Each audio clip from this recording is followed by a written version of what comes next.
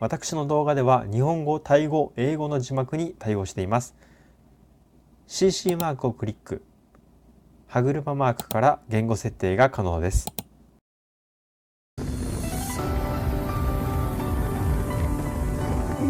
熱い。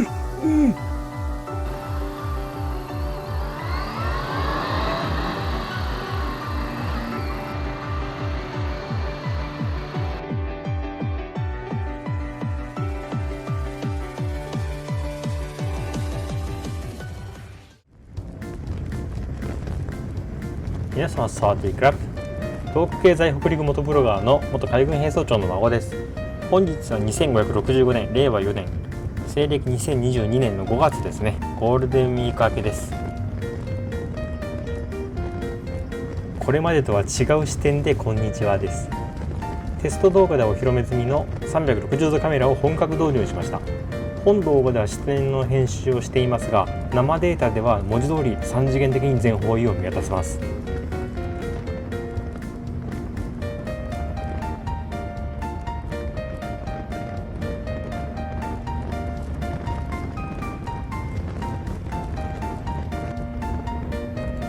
あとこれすごいんですが、地球が丸いってことが分かっちゃうんですよね。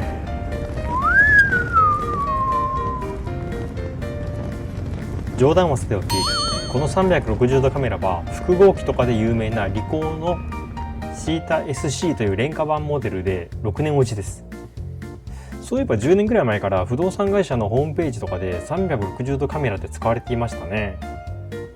まだまだ試行錯誤の段階ですが、なかなか思い切った作りをしていて使いやすいと思います。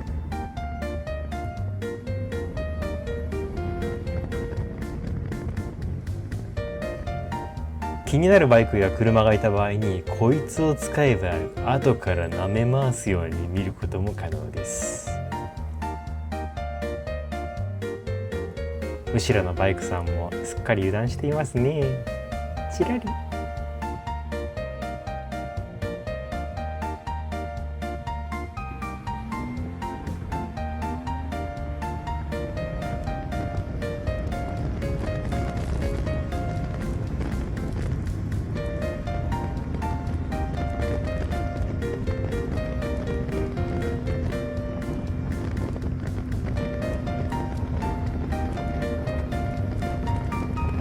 拡大しますとちょっと画質は厳しいですね。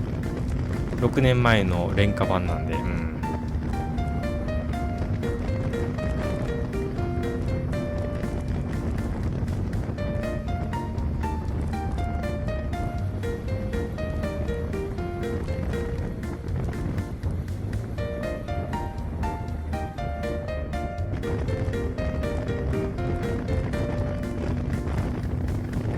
この道はファンメイド作品のボリューム6でも通った道ですね。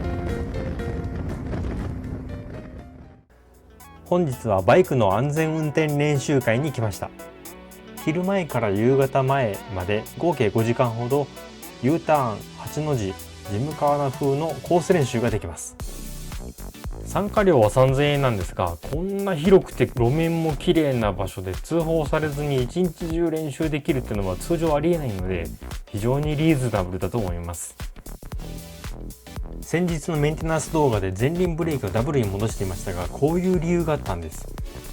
ジムカーナ大会で上位を狙うとかならシングル状態で軽量化をするべきなんでしょうが、とてもそんな技術もないしお金も節約したいんで、ブレーキの容量が大きい、つまり消耗の少ないダブルディスクに戻したんです。道中ではですね、360度カメラは畳んだ野外用チェアに自撮り棒を挿して使っていまして、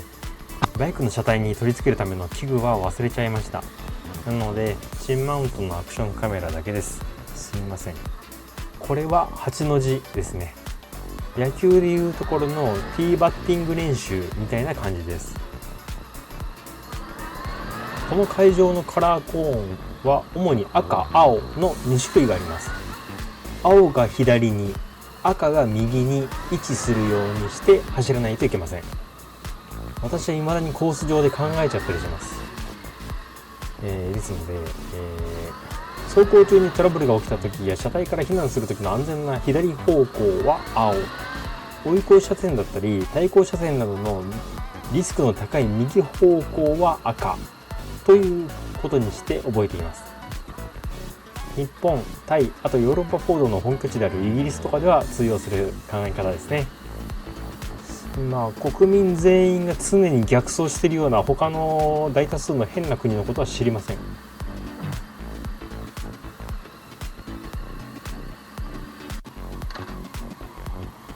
そしてこちらがジムカーナっぽいのかは知りませんが特設コースです。初心者からしますとこういうスピードに乗せて勢いをつけやすいコースの方が楽ですね。小さくて狭いコースをテクニックでくるくる華麗に回れるようになりたいんですけれども、この動画ですとそこそこ迫力出てくれていますけれども、私よりも速くて上手い人の方が多数派です。かといってバイク歴1年とかの初心者の方こそご自身の愛車でふるってご参加してほしいと思います。サーキットより敷居と速度域が低くて一般公道で特に必要となるテクニックの数々を学べると思います。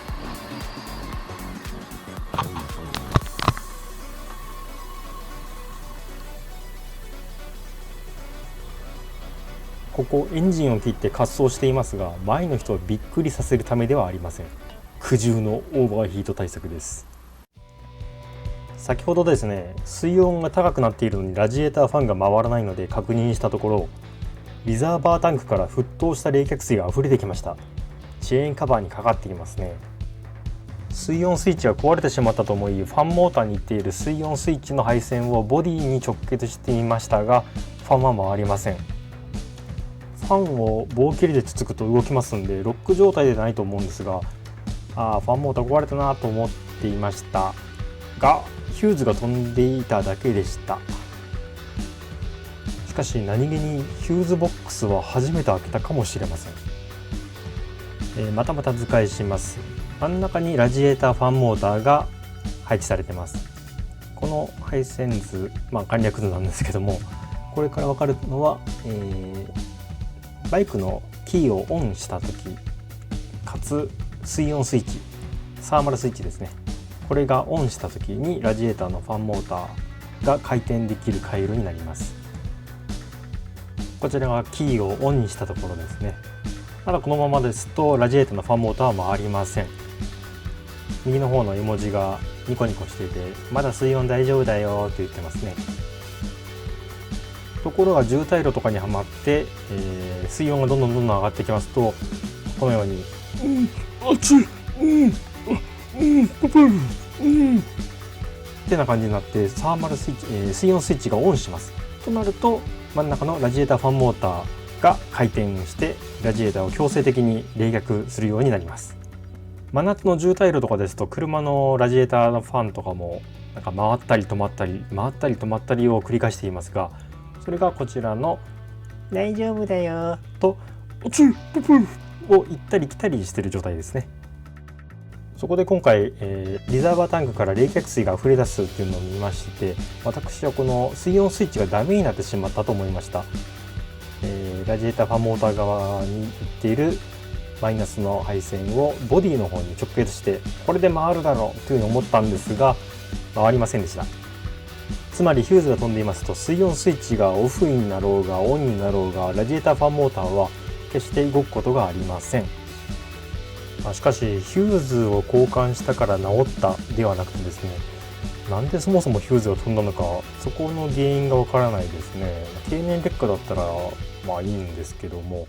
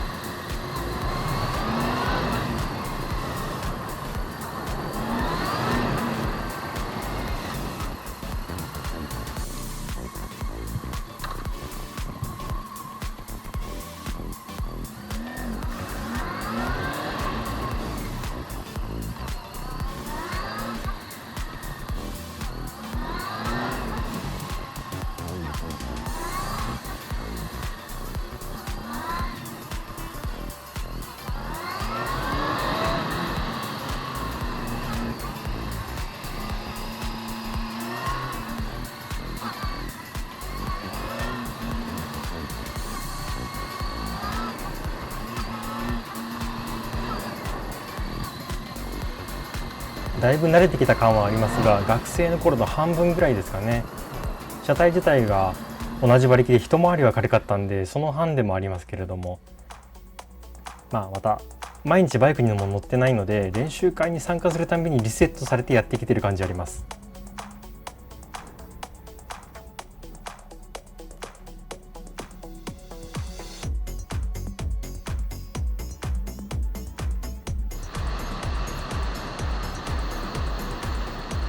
2画面表示をテストしてみます。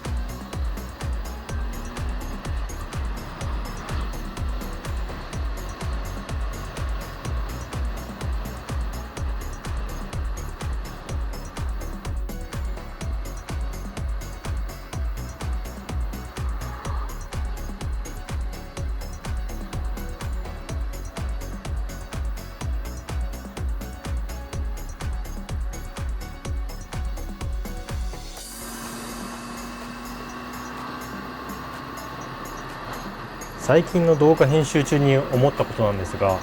アフレコ用の録音アプリが初期から今話題のウクライナ産のものですね。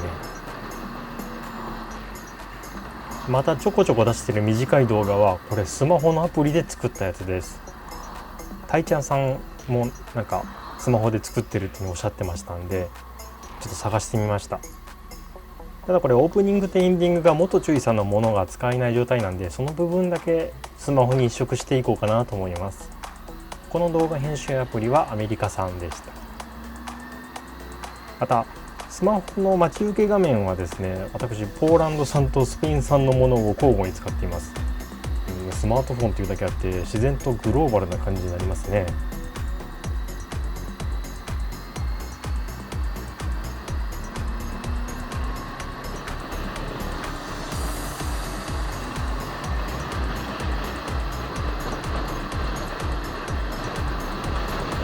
面白かったよ、楽しかったよ、画面で酔いそうだったよという方はチャンネル登録は別にいいよ。最近はですねちょっとチャンネル登録してほしいなと思うようになりました。あと高評価ボタンもポチッとよろしくお願いいたします。それではまた別の動画でお会いいたしましょう。バイバイ。